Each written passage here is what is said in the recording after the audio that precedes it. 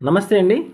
మనం ఈరోజు మరుగుమందులో అతి ముఖ్యమైన చెట్టు, ఆ చెట్టు యొక్క కాయల గురించి తెలుసుకుందాము. చూడండి, ఈ కాయలు మనకెక్కడ పట్టుకున్నా సరే విడిచిపెట్టదనమాట. దీనితో మరుగుమందు తయారు చేసి పెట్టినట్లయితే కూడా అవతల వ్యక్తి మనకు విడిచిపెట్టరు. అంత శక్తివంతమైన గుణాలు కలిగిన చెట్టు కాయలండి.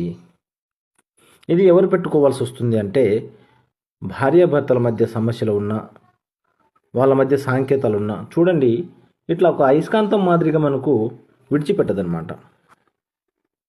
తాగొచ్చి గొడవ చేసిన వాళ్ళకి, మరియు ప్రేమికుల మధ్య ఉన్న సమస్యలకు, మరి కొంతమందికి పిల్లలతో ఉన్న సమస్యలకు, మీ శత్రువుల నుంచి మీరు బయటపడాలన్నా, మీ కోరుకున్న వాళ్ళకి ఇది పెట్టుకోవచ్చండి.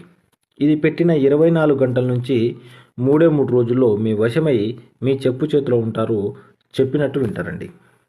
దీనిపై 100% గ్యారెంటీతో ఇస్తామన్నమాట. ఈ కాయల యొక్క గుణాలు ఒక అయస్కాంతం మాదిరిగా ఉంటుందండి. ఒక అయస్కాంతం ఇనుముకు టచ్ చేస్తే ఎంత గట్టిగా పట్టుకుంటుందో ఈ కాయలు కూడా అంతే పట్టుకుంటుందండి, విడిచిపెట్టవు అన్నమాట. చూడండి అట్లా. అయితే ఈ మరుగుమందు అనేది 2 రకాలు ఉంటుందండి. ఒకటి కడుపుకు పెట్టేదన్నమాట. అది మనం తినే వాటిలో, తాగే వాటిలో పెట్టు.